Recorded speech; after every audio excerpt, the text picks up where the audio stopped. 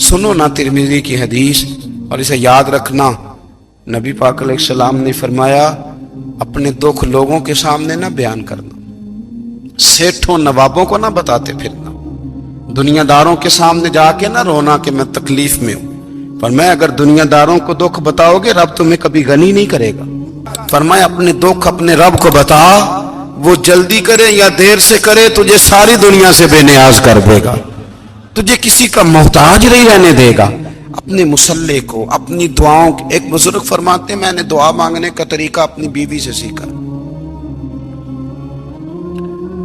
دعا مانگنے کا طریقہ اپنی، سیکھنے والے تو اپنے بچوں سے بھی سیکھ لیتے ہیں، سیکھنے والے تو ہر ایک سے سیکھتے ہیں۔ وہ کہتے ہیں میں نے دعا مانگنے کا سلیقہ اپنی بیوی سے سیکھا ہے۔ حضرت وہ کس طرح؟ فرمانے لگے میری بیوی نے نا مجھے کوئی کام بتایا، کچھ پیسوں کی ضرورت کے لیے کہا، تو میں نے اسے کہا کہ بھئی ابھی میرے پاس نہیں ہے، کچھ دنوں میں آتے ہیں تو میں دے دوں گا۔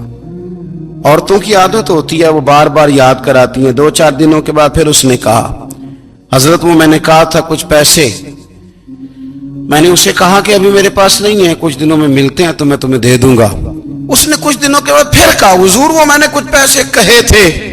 فرماتے میں نے ڈانٹ دیا، میں نے کہا کہ کیا تو روز مجھے شرمندہ کرتی ہے، کہا نا میرے پاس نہیں ہے، ہوں گے تو دے دوں گا، تو روز یاد کراتی ہے۔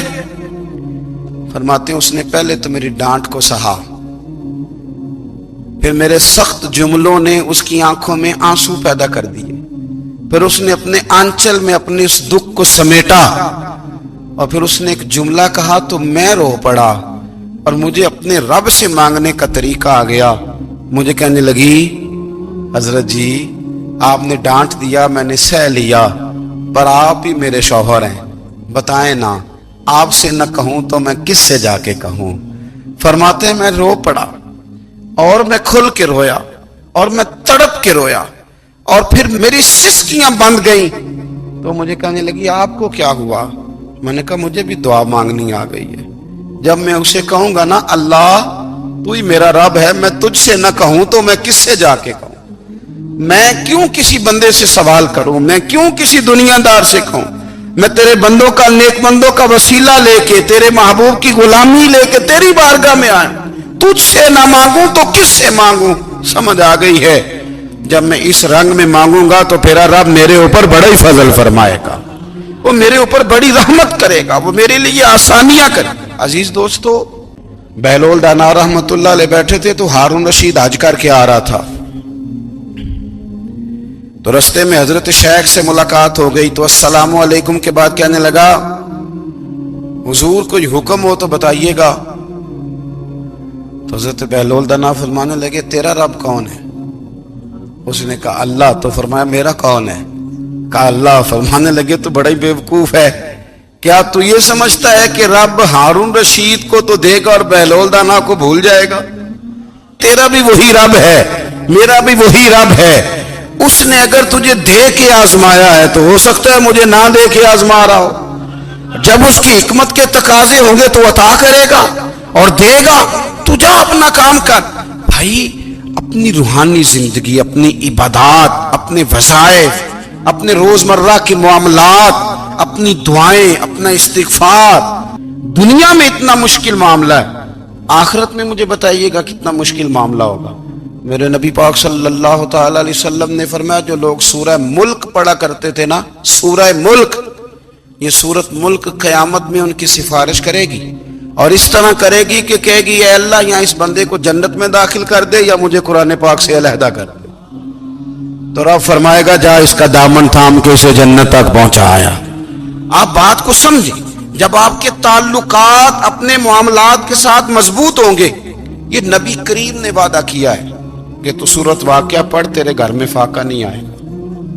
حضرت عبداللہ ابن مسعود رضی اللہ تعالیٰ عنہ بیمار تھے تو حضرت عثمان غنی رضی اللہ تعالیٰ عنہ تیمارداری کے لیے تشریف لے گئے، اور جا کر کے کہا کہ آپ بڑے بیمار ہیں، آپ کی بیٹیاں زیادہ ہیں، میں چاہتا ہوں کہ خزانے میں سے کچھ مدد کروں۔ تو سیدنا عبداللہ ابن مسعود رضی اللہ تعالیٰ عنہ اٹھ کے بیٹھ گئے اور کہنے لگے امیر المومنین اللہ آپ کو میری طرف سے، میری بیٹیوں کی طرف سے بہتر صلہ دے، میری بیٹیوں کو کسی خزانے کی ضرورت نہیں، میں نے انہیں خزانہ دے دیا ہے، کہا جناب آپ نے کون سا خزانہ دیا ہے، میں آپ کے مالی معاملات کو جانتا ہوں۔ تو فرمانے لگی امیر المومنین میرے نبی کریم نے فرمایا ہے جو سورت واقعہ پڑھے اسے کبھی فاقہ نہیں آتا، میں نے بیٹیوں کو یاد کرا دی ہے، یہ خزانہ میں نے انہیں دے دیا ہے۔ وہ سارے والدین سنیں جو بیٹیوں کے لیے پریشان رہتے ہیں۔ حضرت عبداللہ ابن مسعود نصیحت کر رہے ہیں، فرمانے لگے میں نے سورت واقعہ یاد بھی کرا دی ہے، پڑھنے کی عادت بھی ڈال دی ہے۔ حضور نے فرمایا ہے جو سورت واقعہ پڑھے اسے فاقہ نہیں آتا۔ کہنے لگے چاند تو اپنی جگہ چھوڑ سکتا ہے، سورج گر سکتا ہے، تارے ٹوٹ سکتے ہیں، پر مدینے والے رسول کی بات غلط نہیں ہو سکتی۔ حضور نے فرمایا فاقہ نہیں آئے گا تو انشاءاللہ کبھی بھی نہیں آئے گا۔ کرنے کا کام یہ ہے۔ حضور نے فرمایا جو فرض نماز کے بعد دعا مانگے اللہ اس کی قبول کر لیتا ہے۔ نبی پاک صلی اللہ تعالی علیہ وسلم نے فرمایا اللہ مسافر کی دعا قبول فرماتا ہے۔ حضور نے فرمایا اللہ مظلوم کی دعا قبول فرماتا ہے۔ حضور نے فرمایا بیمار سے دعا کراؤ اللہ اس کی دعا قبول فرماتا ہے۔ میرے نبی پاک نے فرمایا ماں باپ جب بھی اولاد کے لیے ہاتھ اٹھائیں، ویسے تے بلے شاہ تو آسمانی اڑ دیے ہی پھڑ دیں، جڑا گھر بیٹھا انہوں بڑھیا ہی نہیں۔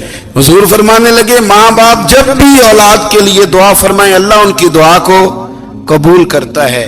آپ اپنا تعلق بنائیں دعا کے ساتھ، عبادت کے ساتھ، مصلی کے ساتھ رشتہ بنائیں، استغفار پڑھیں۔ صلاح الدین ایوبی صلیبی جنگوں میں تھے،